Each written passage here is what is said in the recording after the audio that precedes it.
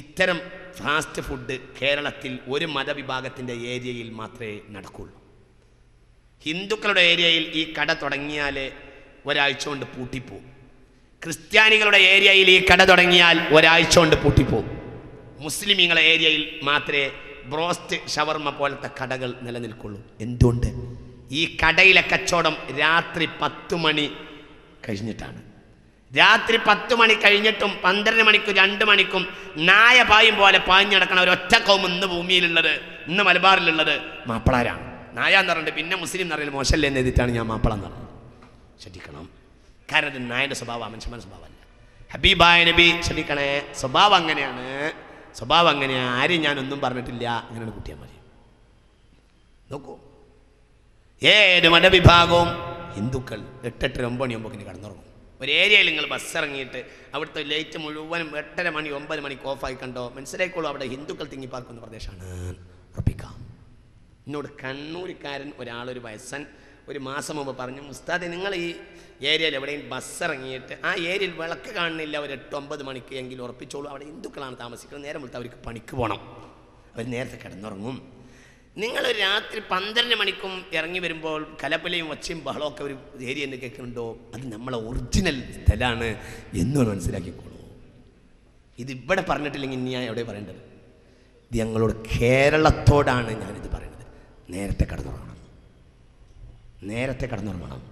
സുന്നത്ത് ഇന്ന് ആ കൗമിൻ്റെ കയ്യിലല്ലേ എന്ന് ചിന്തിക്കണം. അവിടെയാണ് സുന്നത്ത്. സുന്നത്ത് ആര് കൈവശപ്പെടുത്തിയാൽ ഈ ലോകത്തെങ്കിലും അവർക്ക് ജയിക്കാൻ കഴിയും. പരലോകത്തെ കാര്യം പിന്നല്ലേ. ഏത് അമലിനും ദുന്യവിയും ഉഖ്റവിയായ നേട്ടങ്ങളുണ്ട്. അത് ഭൗതിക ലോകത്ത് ഒരാൾ കൈവശപ്പെടുത്തിയാൽ ഭൗതിക ലോകത്തെങ്കിലും അവർ ജയിക്കും. കലക്ടർ നോമ്പ് വലിക്കുന്നുണ്ട് എന്ന് പറഞ്ഞു, അതിന് ഭൗതികമായൊരു നേട്ടമുണ്ട്, അത് അയാൾക്ക് ലഭിക്കും. മനസ്സിലാവുണ്ട് പറഞ്ഞത്?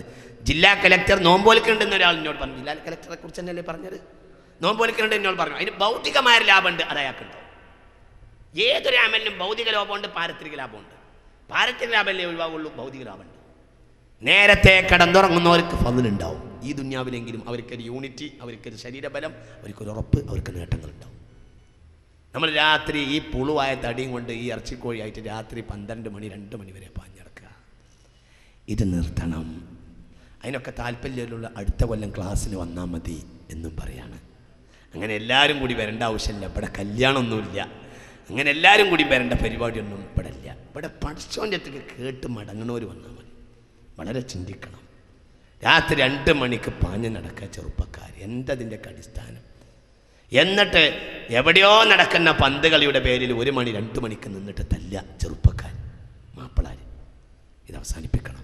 ഹബീബായ നബി യക്റഹുൽ കലാമ ബഅദൽ ഇശാഇ, ഇശ കഴിഞ്ഞാൽ വർത്താനം പറയൽ പോലും റസൂലുള്ളാഹിക്ക് ഉറപ്പായിരുന്നു. ഇശ കഴിഞ്ഞാൽ പിന്നെ വേഗം പോകും, തൻ്റെ കിടപ്പറയിൽ പോകും, കിടന്നുറങ്ങും. പാതിരാത്രി കഴിഞ്ഞാൽ എണീക്കും, തഹജ്ജുദ് നിസ്കരിക്കും, പിന്നെ ഇരുന്ന് ഖുർആനോടും, പിന്നെ സുബഹിൻ്റെ ബാങ്ക് കൊടുക്കും. റസൂലുള്ളാഹിയുടെ ശൈലി സ്വല്ലല്ലാഹു അലൈഹി വസല്ലം. 8:30 മണിക്ക് പോട്ടെ, 9 മണിക്ക് ഒരാൾ കിടന്നുറങ്ങിയാൽ 9 മണിക്കൊക്കെ, ഇന്നത്തെ സാഹചര്യത്തിൽ 7:30 അല്ലേ, 7:30 മുമ്പാണല്ലോ ഇശവാങ്ക് അല്ലേ, 7:30 ഇശവാങ്ക് ജമാഅത്തൊക്കെ കഴിഞ്ഞ് വീട്ടിൽ പോയാലും ഒരു 8:30 9 മണിക്കൊക്കെ, 9 മണിക്ക് ലാസ്റ്റ് ഉറങ്ങാലോ. 9 മണിക്ക് ഒരാൾ ഉറങ്ങിയിട്ട് 9 മണിക്ക് ഒരാൾ ഉറങ്ങിയിട്ട് 4 മണിക്ക് എണീറ്റാൽ എത്ര മണിക്കൂർ ഉറക്കം കിട്ടും? 9 മണിക്കൂർ, 7 മണിക്കൂർ ഉറക്കം കിട്ടും. ആവശ്യത്തിന് 7 മണിക്കൂർ ഉറക്കം കിട്ടി. 4 മണിക്ക് എണീറ്റാൽ സുബഹിന്റെ മുമ്പ് എണീക്കുന്ന മനുഷ്യന് പിശാചിന്റെ കെട്ടഴിക്കാൻ കഴിയുമെന്ന് ഹബീബായ നബി. പിശാചിന്റെ ഉറക്കിൻ്റെ അടിയിൽ പിശാച് കെട്ടിയിട്ടുണ്ടാവും, കെട്ടഴിക്കും സുബഹിന്റെ മുമ്പ് എണീറ്റാൽ. 1 4 മണിക്ക് എണീറ്റാൽ പിശാചിന്റെ കെട്ടഴിയും, പിശാചിനെ ഒഴിവാക്കാൻ കഴിയും. 1 2 തഹജ്ജുദ് നിസ്കരിക്കാൻ കഴിയും. തതജാഫ ജുനൂബുഹും അനിൽ മളാജിഇ യദഊന റബ്ബഹും ഖൗഫൻ വതമഅ, സ്വർഗ്ഗം തുറന്നു വെക്കുന്ന നേരം, ആകാശത്തിന്റെ വാതിൽ തുറന്നു വെക്കുന്ന നേരം, സലൂനി സലൂനി, ചോദിക്കേ ചോദിക്കേ എന്ന് റബ്ബ് ചോദിക്കുന്ന നേരം. 7 മണിക്കൂർ ഉറക്കം കിട്ടി, തഹജ്ജുദ് കിട്ടി, ദുആ കിട്ടി, ഫളലൊക്കെ കിട്ടി, 1-ാം ജമാഅത്തിൽ സുബഹിം കിട്ടി. 7 മണിക്കൂർ ആരോഗ്യത്തിൻ്റെ അപ്പുറം ഉറക്കം കിട്ടി. ശരി ശരി, ആകെ തെണ്ടി നടന്നിട്ട് ഒരു മനുഷ്യൻ തെണ്ടി നടന്നിട്ട് 2 മണിക്കൂറുള്ള ടിവിയും ചാനൽ മുഴുവൻ നോക്കി ചങ്ങായിമാരൊക്കെ കണ്ട് അവസാനത്തെ ബീഡിയും വലിച്ച് ഒരു 2 മണിക്ക് കിടന്നുറങ്ങിയിട്ട് 8 മണിക്ക് എണീറ്റാലോ? 6 മണിക്കൂർ ഉറക്ക് കിട്ടി. 2 ഈ നിലവാരത്തിൽ പോയാൽ അവൻ്റെ എല്ലാ ഭൗതിക തൃഷ്ണയും തകർന്നു പോകും. 3 അവൻ്റെ ചെവിടെന്ന് പറഞ്ഞത് തമിഴ്നാട്ടും ആന്ധ്രയെന്നും കൂടി തൊഴിലാളികളെ ഇറക്കിയിട്ട് വലിച്ചെടുത്താലും തീരാത്ത അത്ര വലിയ വേസ്റ്റും കുയ്യാണ്. കാരണം എല്ലാ ദിവസവും മൂത്രിക്കാണ് പിശാച്. മുഅ്മിനീങ്ങളെ എല്ലാവരും ഞാൻ അവസാനിപ്പിക്കാണ്. എല്ലാവരും നേരത്തെ തന്നെ കിടന്നുറങ്ങുക. മനസ്സിലാവണില്ലേ മുഅ്മിനീങ്ങളെ? അത്യാവശ്യമില്ലാത്തവരൊക്കെ നേരത്തെ തന്നെ കിടന്നുറങ്ങുക. അങ്ങനത്തെ ഒരു സമ്പ്രദായം നമ്മളിൽ കൂട്ടിക്കൊണ്ടുവരിക. എന്നിട്ട് നിസ്കാരങ്ങളും കാര്യമൊക്കെ ശരിയാക്കുക. നല്ലവരാവുക. അള്ളാഹുവിലേക്ക് മടങ്ങിപ്പോവുക. മരിച്ചു പോവുക. ഈ ലോകം മുഴുവനും നമ്മളെ ആദരിക്കുകയും പരലോകം നമുക്ക് വേണ്ടി തുറക്കപ്പെടുകയും ചെയ്യും. അള്ളാഹു സ്വീകരിക്കുമാറാകട്ടെ. ഇൻഷാ അള്ളാഹ് ഇനി നാളെ മറ്റന്നാളോ അതിൻ്റെ പിറ്റേന്ന് അവിടെ തന്നെ ഇരിക്കും.